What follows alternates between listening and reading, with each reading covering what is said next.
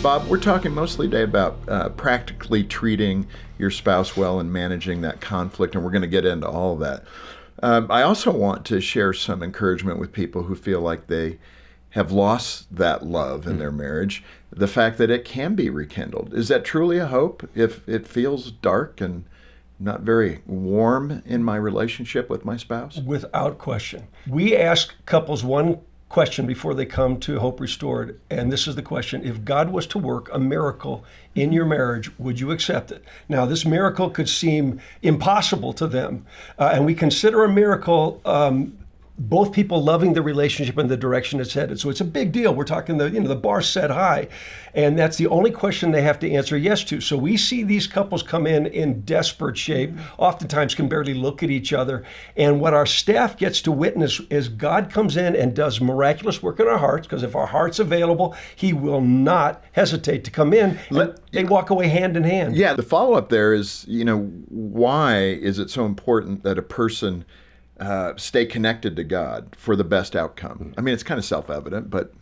Well, I mean, really, God is critical to our life, period, just survival. I mean, the only reason I'm here breathing is because God's hand is on me. So to not do this with God and to not open our heart to him and to see what's possible with him, because he is so devoted to our health and well-being, and he wants our relationships to be awesome like his relationships are. Tara, I don't know. Let me ask the question this way. It seems like from the garden, way back when, we hide. We hide from God. I mean, it's like in our human DNA now. That's, I think, part of the definition. When sin entered the world, we became shameful. Right. I mean, it's kind of interesting to think about it. What does taking personal responsibility look like in a marriage? Oh, good question. Yeah, big question. Because this is kind of the big piece with both the intensives, but also our book.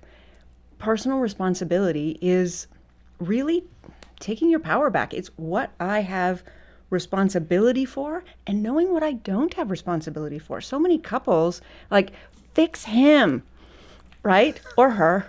Jenny might agree with that. I don't know. Right? Sorry, Yes, Bob. absolutely, yes.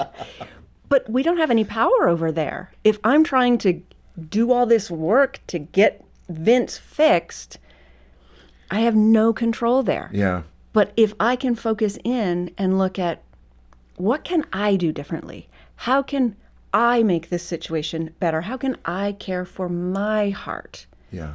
That's, well, you know what comes to mind, coming out of Proverbs, one of the wisest people, or the wisest person outside of Jesus, King Solomon said, above all else, guard your spouse's heart. Above all else, guard your heart. Yeah. It's the wellspring of your life. This is so important. Above everything else, we need to do internal, personal work. Well, I mean, even going back again to the garden when Adam says, yeah, that woman you gave me, right? I mean, he quickly deflected right there. responsibility. But that is the example we're talking about. I'd have a lot better marriage if you fill in the blank. If you did this, if you did that.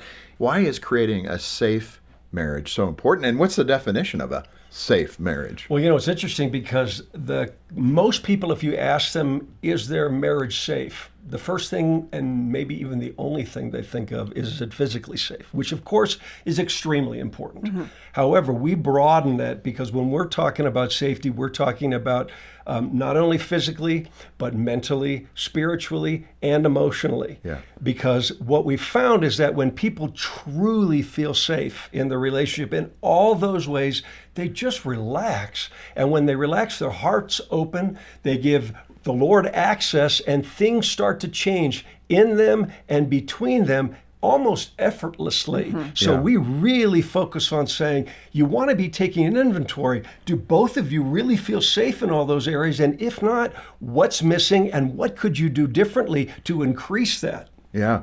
I want to get to an example of what that looks like, how your marriage can have that safety. Oh yeah, I had an exact situation happen in an interaction that Jenny and I had that really went poorly. And Oh, please describe it. Let's not let anybody hang. Nobody's listening. Go ahead and just tell us. yeah, she came and at me after in a way that normally I'd be the pursuer, but in this particular case, Jenny got upset and ran toward me and kind of physically was in my face, and I said, no, that's not going to happen. All the kids heard the scuffle, and they were all standing up the stairway in order, staring at us, eyes wide as saucers. And I said, okay, as a man, I can't let this happen. And I grabbed her wrist and I kind of pushed her back, and I made a point, and I said, it is not okay for you to get physical with me ever. Okay, so anyway, that stopped. Everything went back to normal. As time went on, I found out that every single one of them was upset with me. And even though Jenny had pursued me, and I took the time to find out why, and what I realized was, I'm a big guy. I'm 6'4". Jenny's no slouch. Jenny's 5'9", and she's built to last. Was an intercollegiate athlete. So, but when I hug her, I can rest my chin on the top of her head. And what I found out when I interviewed everybody was that I puffed up and I scared them.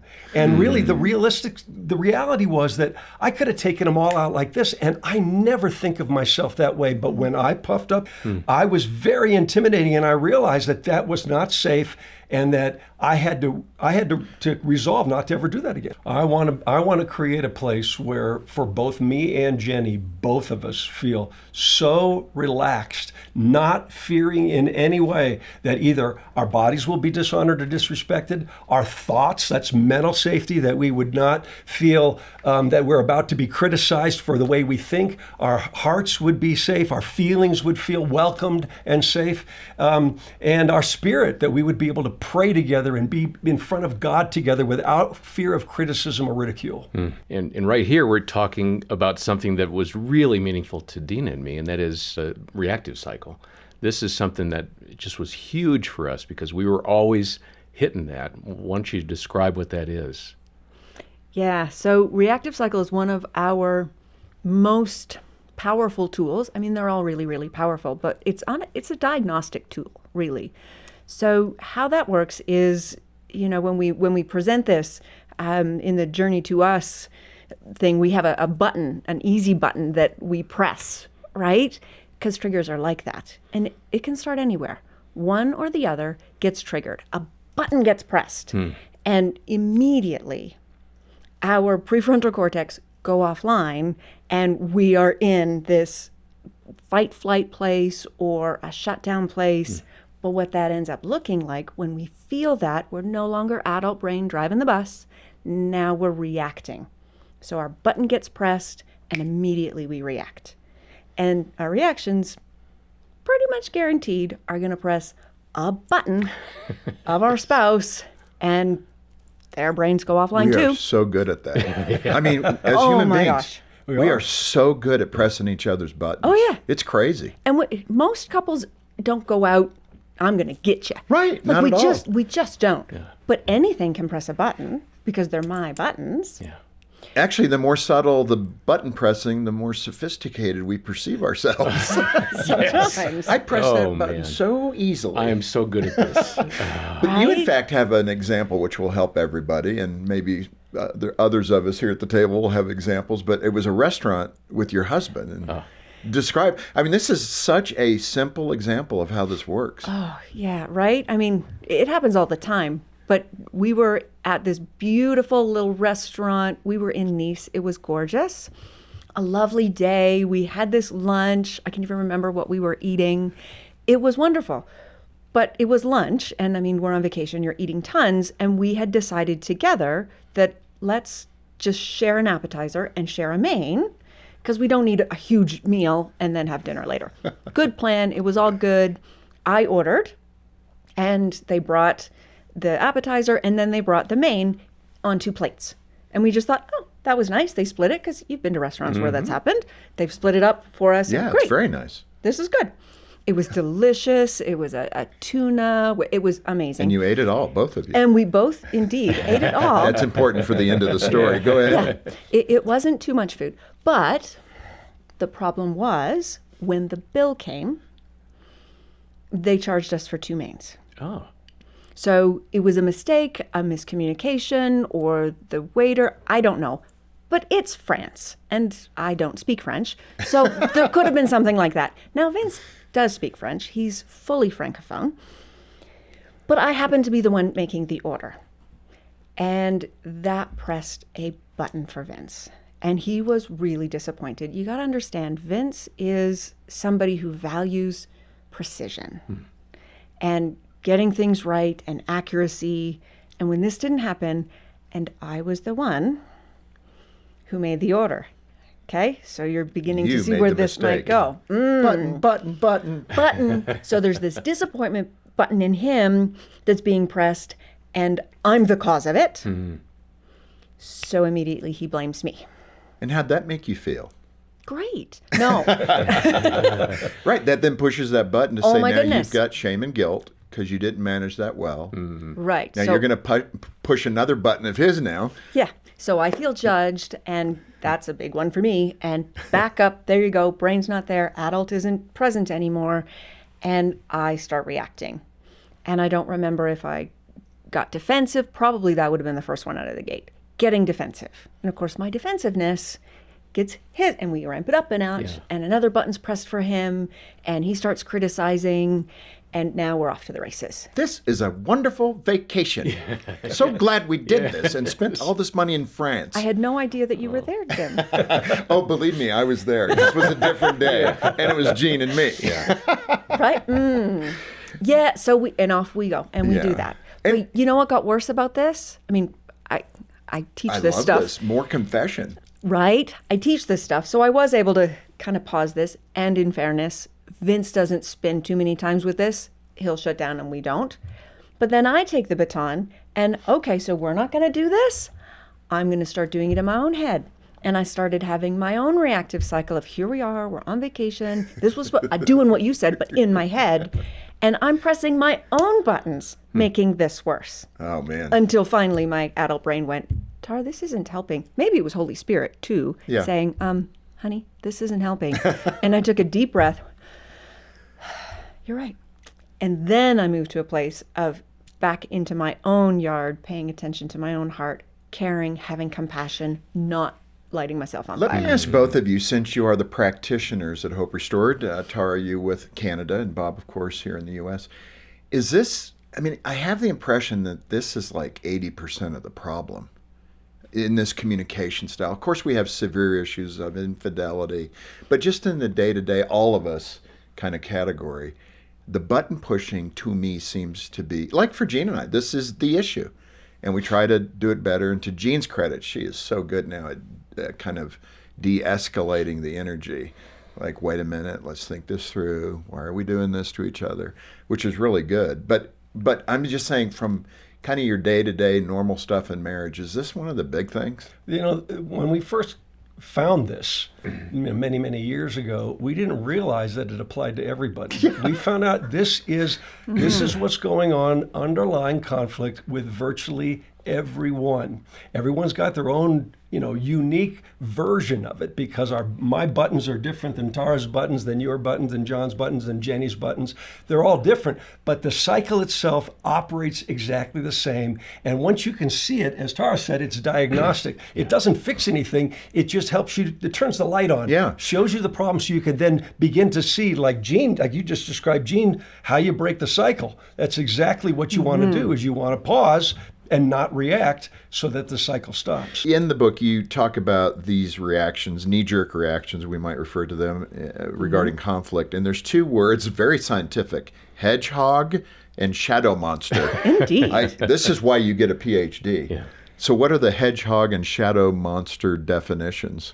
A shadow monster, and this is really, I credit Tara for this because this was really ideas that she brought forth, and they're fabulous. But the truth is, we typically go to one strategy or another. And the shadow monster is like when something vulnerable gets triggered in you and you don't want to admit it or share it or even acknowledge it. What we tend to do is we project a pretty scary image out there as if you had a flashlight focused on you projecting a big image on the wall to get the other person to go, and back off. And that's a way to keep your vulnerability from being evidenced by what's going on in the moment. So that's what a shadow monster is. And many times we do that. We want to look big and scary so that they don't know how vulnerable we feel inside. The hedgehog is when we just want to curl up in a little ball and have our pricklies out there and just basically wanted to hide, and you know that you want to leave me alone, because if you come and try and embrace me at that point, you're going to get stuck.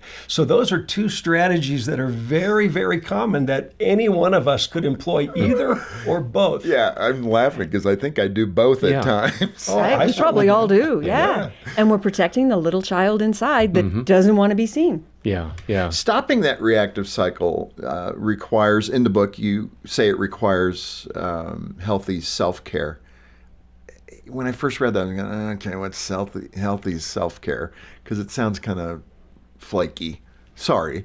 But give me that definition of healthy self-care. Honestly, we have 5 steps to healthy self-care. First, you got to become aware.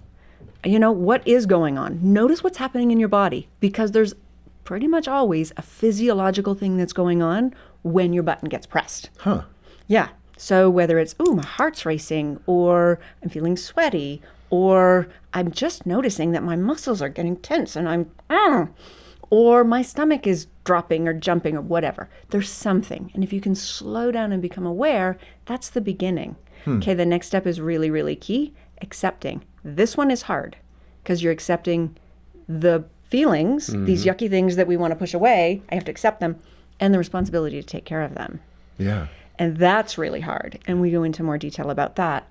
Then we want to allow God to be part of this, because why not get the perspective of the one who actually sees better than I am without my adult brain? Well, I so appreciate that, because I was going to ask that follow-up blending of, things that are happening, psychological models. God created us. People can study how we think, how we behave, what our emotions are. And some of us in the Christian community kind of trip on that a little bit. Like we have to be on a switch, all about psychology and not God, or all about God and not recognizing how he's created us. But you guys, it's the blending of that, correct? Yeah, the God understanding wired our of the brains. models. And yeah. He created us this way. So if we can understand his creation and how he wired us and bring him into it, as believers, we have something that the rest of the world doesn't have. We don't have less, we have more. It's not an either or, it's both. Which is why it brings us all the way back to what we started with. If you can answer that question, can God do a miracle in your marriage? Yes. You got to be able to say, yes, he can. If you say no, your heart is already indicating it's so hard, it's going to be nearly impossible to change that. Bob, let me extend that self-care idea, the idea that you need to work on the proactive self-care. Describe it for me. Okay, so proactive is just general maintenance. Just taking care of yourself, making sure you get plenty of exercise, eat well, rest, and so forth. The reality is, though, that, Jim, nobody ever comes to us for help with proactive self-care. They come to us for help. What do I do when my buttons get pushed? That's reactive. And then there's the care cycle is one of the things. Matter of fact, the whole purpose of us writing this book, the distinctive that makes this book different than what we've done previously, is we're saying many times in the culture and even in the church, we inadvertently put the cart before the horse. We basically make it all about the marriage the moment we get married, like we blow out the candles on the unity candle and we ignore ourselves. But the reality is the marriage doesn't exist apart from the people and can never be healthier or more empowered than the people. So we're saying, let's make sure that our personal journeys to be fully who God created us to be and bring every drop of what he gave us is actively in place, and then add to it caring well for the relationship and building a good relationship. So first 2/3 of the book is on the personal responsibility, on our relationship with God, on getting whole and healthy, finding our purpose, and how that relates to the marriage. And then the last third is on how do you take those great principles and turn your marriage into something you love. Tara, I'll aim this one at you. One barrier to being empowered to love is blaming your spouse for your unhealthy conflict. Now, let me see everybody's hand if you have done that. Yeah, I mean, it's just human nature. What would you say to someone who is struggling with that? Let's just pretend you're talking to me, for example, about how I tend to blame Jean for things. Yeah.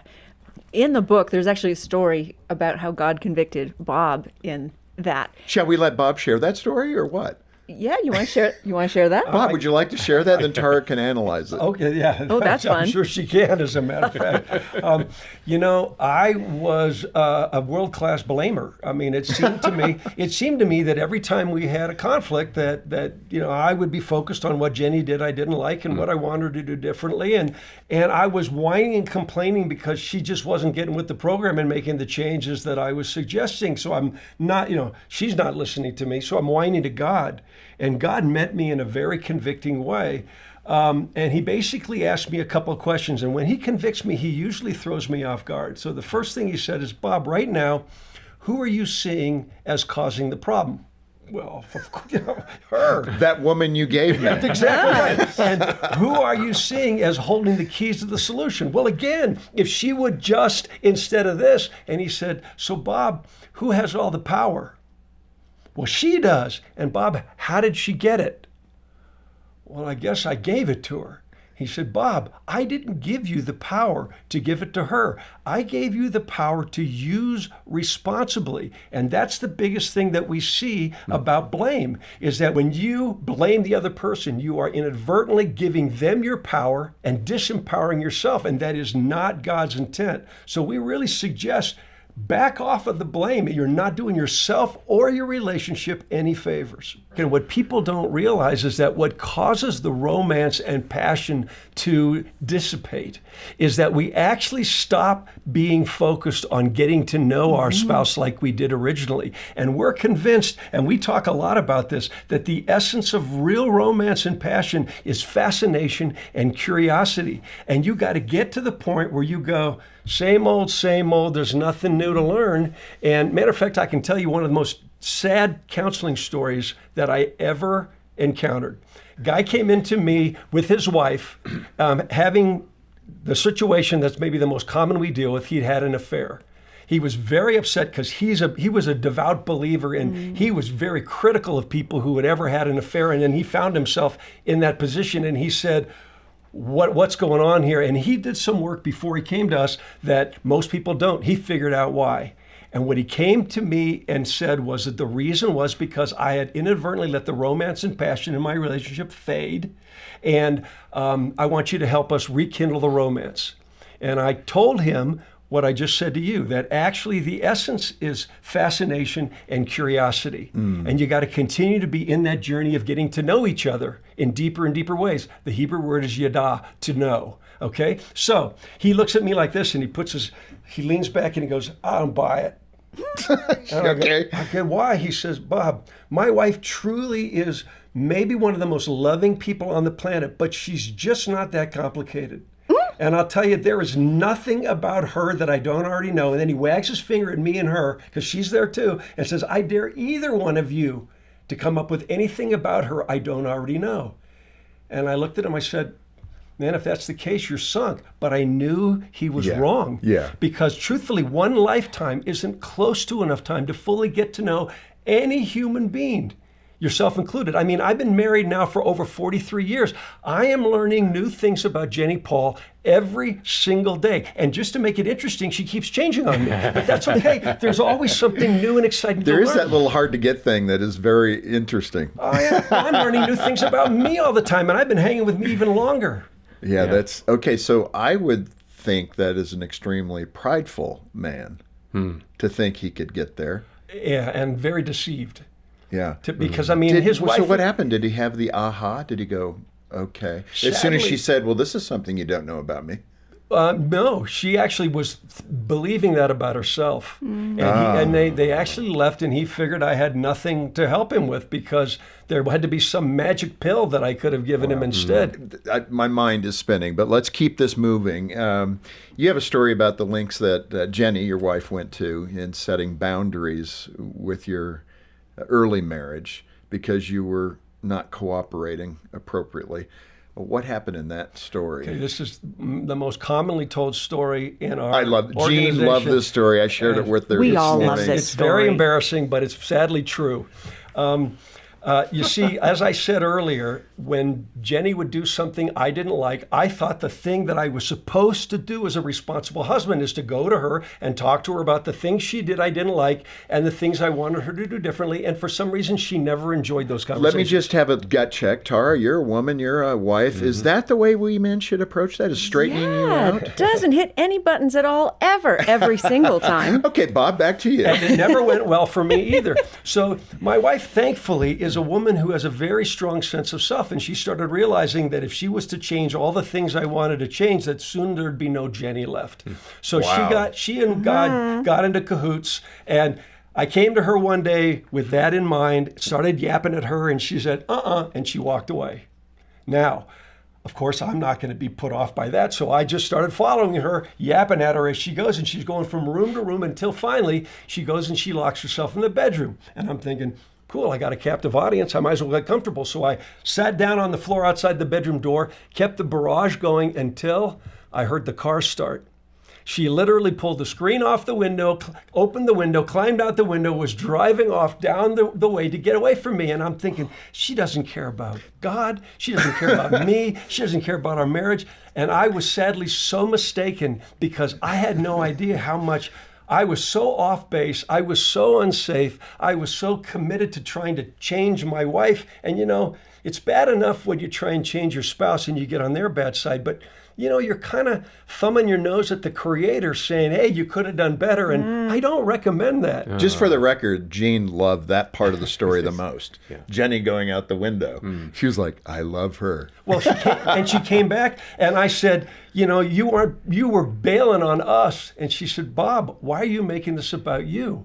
I was taking care of me so I could get myself back to a better place so I could bring a better me back to the relationship. So what have you learned about those boundaries set by Jenny? I mean, what have you learned about that? Are Well, you cool with it now? I've hated every boundary. She said, my wife is what I like to call a boundary ninja. Everything I've learned worth learning about boundaries, I learned with her, setting them with me. I hated every single one of them until God Yay, said, Jenny. yeah, I said, Really? Yeah, I hated everyone until God said, Bob, what she did is good. I want you to learn how to do it, and I want you to teach others. Oh my goodness. Yeah, I mean, there's a lesson right there.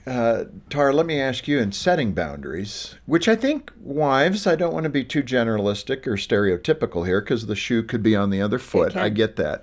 But wives seem to know how to set those boundaries pretty well. Oh, some do. Yeah, so and some don't. talk about that boundary setting, the healthy aspect of it. I would think that, again, women tend to wear guilt so easily that could be the conflict in the boundary setting. Well, I want to set this boundary, but should I? I don't know. You get the head discussion going there. yeah. But speak to that issue of healthy boundary setting. Right. Well, first I want to clarify, boundaries are not about making my spouse do or not do anything. Jenny wasn't setting a boundary so he would stop. Right. Jenny was setting a boundary so she could take care of her. Yes. So that she could show up well. Right? So we don't want to just trade Yeah, got and it. don't be my Holy Spirit, I'll be yours. No, he's actually very good at it and he's still on the throne.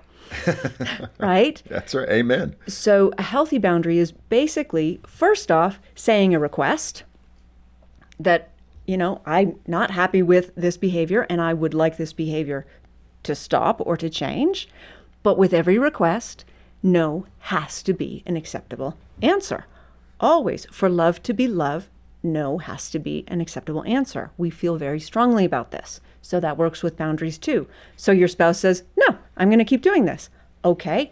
The boundary then is, what do I need to do to make sure that I am safe in this situation? And that might be, I need to step back. I need to go to a different room. Climb out the window. I need to climb out the window. Yay. I need to do whatever it is that I need to do so that we can come back. And I would say, I'd be open to have this conversation with you, but not like this.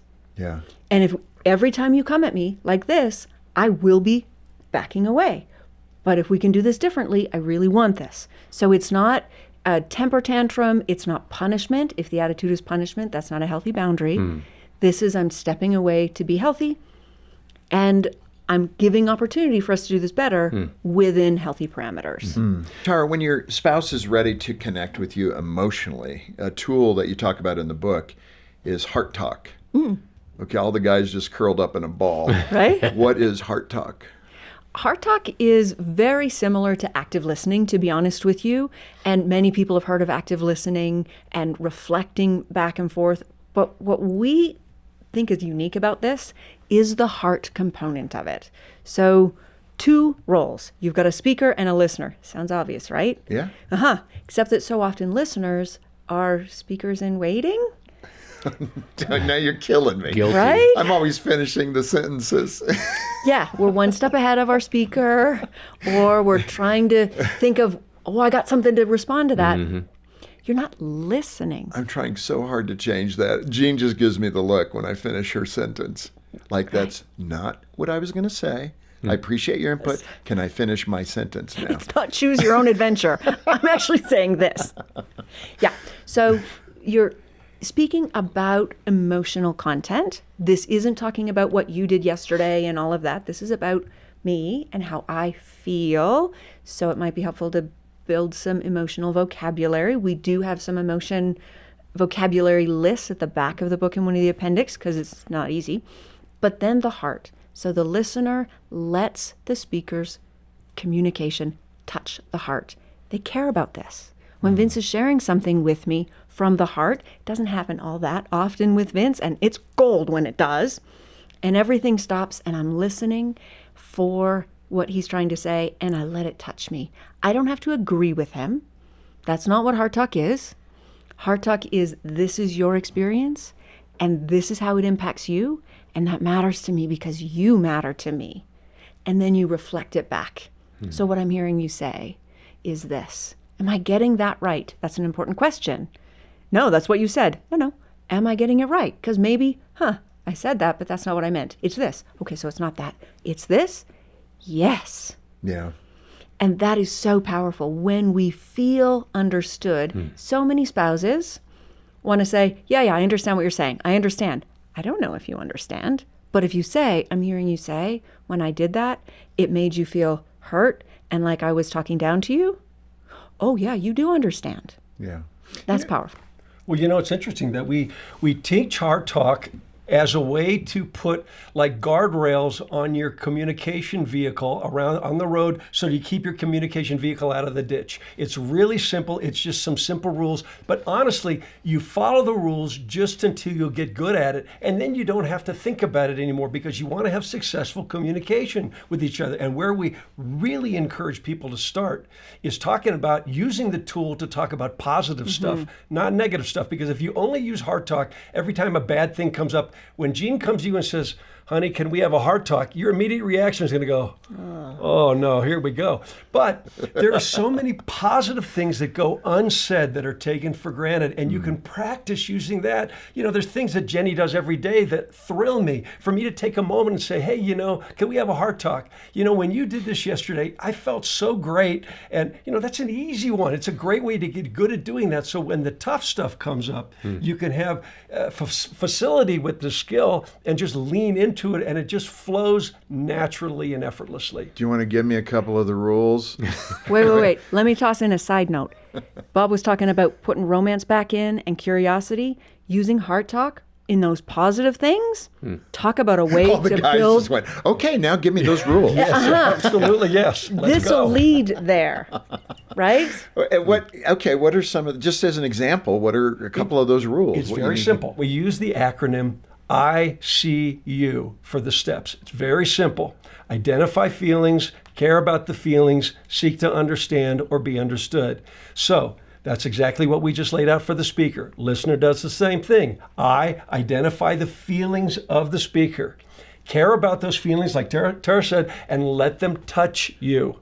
And then seek to understand. So what I heard you say was this. Is this what you were feeling? And do it tentatively. Let the speaker confirm that you got it, because the communication isn't complete when you as a listener think you get it. The communication is complete when the speaker thinks you get it. Okay. Yeah, that's good. It's very simple. There's nothing complicated about this. And when we speak effectively to one another, we're actually doing this. We don't realize we're doing it. How do you capture that and say, wait a minute, we're on the same team here? What does that mean to be on the same team? Well, first of all, this is a rule of relationships, a law of relationships God created, okay? Marriage is a team sport. Whether you acknowledge it, whether you understand it, whether you recognize it or not, it's God's design. And when you're on the same team, there's only two possible outcomes. You both win or you both lose. There is no such thing as a win-lose outcome in marriage ever. It's purely an illusion from the pit of hell. And the enemy wants us to square off his adversaries. He uses a divide and conquer strategy. That's one of his fruits. It is one to of his divide. Yeah. That's what he wants to do. And Scripture says very clearly, a house divided cannot stand. So the second we square off his adversaries, he's got us. He doesn't even have to stick around. He can go mess with the neighbors. He's got us covered. So we want to resist that. And we have a no losers policy at play in our house, because I realize Jenny's my teammate. And if Jenny walks away feeling bad about an interaction, or I walk away feeling bad about an interaction, our team loses. And we are refusing to let them continue to have parties in hell at our expense. We do not want that. We want to walk away victorious. So we got to be attentive to the fact that both of us have to feel good about what we're doing and where we end up, or the whole team is lost. You know, that is perfectly said. And some listeners right here at the end are going, wow, okay, we're not nearly where we need to be. And it's not a condemnation. This isn't necessarily a grade. You score an F. It's the realization that we're not living in the fullness of what God has created. And what a beautiful picture that is when we do. And it is possible. You're seeing that at Hope Restored. These couples, maybe not everybody, but many of the couples that go have this lift spiritually in their marriage. They understand each other far better. You did a great job recapping that a moment ago, Tara. But let's speak to that woman, Tara. You can speak to her, and Bob, you speak to that guy who's listening or viewing this on YouTube right now, and they're going, uh-oh, we're not there. This is touching the need that I've been feeling. Yeah. Well, first of all, if you're willing, get the book. We give all kinds of resources for that wife or that husband. Right. It doesn't have to be both of us have to buy in to buy the book and get benefit from this. If you both do, you can change your marriage. But say it's just the wife doing it. Say she's the only one who's interested in making this change, in doing this work. Real change can happen. In fact, on many levels, that is the marriage that I live in. Vince isn't interested in using these tools or doing this kind of work. It's not his wheelhouse. He has other really cool things, but this is not him. And that's okay, because God didn't wire him that way. And he's teaching me to love the man I married, not the one that I want to make him. Wow. And to love me and know that my God loves me and he can be the husband, hard truth, he can be the husband that I long for in those deep emotional connection ways until such time, if ever, he sees fit to make those changes in Vince. But I got to tell you, God is so good and he is so faithful. And the relationship you can have with the Lord this way, with an open heart to him, you can feel that intimacy, that fullness. You can then love your husband well for God's well done, good and faithful servant, and it'll feel good. Yeah, what I'm hearing, I mean, that is shalom. That is God's peace for you as a So wife. good. And that is so good. That contentment, no matter the circumstances. Yeah. Well, thank you so much for expressing it so beautifully. This has been great and very energetic. And, I've always got that inquisitive mind to say, okay, what can I do differently? I hope that's touching you the same way. This book should fly out of focus on the family because, man, it's a great tool and it's got practical advice to help you in your marriage. I don't know why any couple would not want to get a copy. And I'm not making a pitch. I'm just saying you want to get a marriage that is really rewarding and healthy and more fulfilling, get the book and put those principles into play. I mean, it will do that. I guarantee it. And that's the pitch. But if you can make a gift of any amount, we'll send you the book as our way of saying thank you for being part of the ministry. We don't pay shareholders. There's no profit sharing. All that money goes right back into helping families. So be part of the ministry, get a great resource, and man, let's change our lives for the better so those outside the church might look at us and go, what do you have and how did you get it? Well, a lot of passion here. You can hear that. And we want to help your marriage today. Our number to get that book, Empowered to Love, is 800, the letter A in the word family. And when you have us on the phone, be sure to ask about Hope Restored if you're feeling like there is nothing that God can do in our marriage, but maybe. If you can say maybe He can do something, give us a call. Learn more about Hope Restored, our 4-day marriage intensives. They are so effective, so practical. And what you learn there can carry you through the rest of your life in a much better place with your spouse. Again, our number, 800, the letter A in the word family, or stop by the program description for details. Tara and Bob, thank you for being with us. This has been great. Our pleasure. Oh, love it. And thank you for joining us today for Focus on the Family with Jim Daly. I'm John Fuller, inviting you back next time as we once again help you and your family thrive in Christ.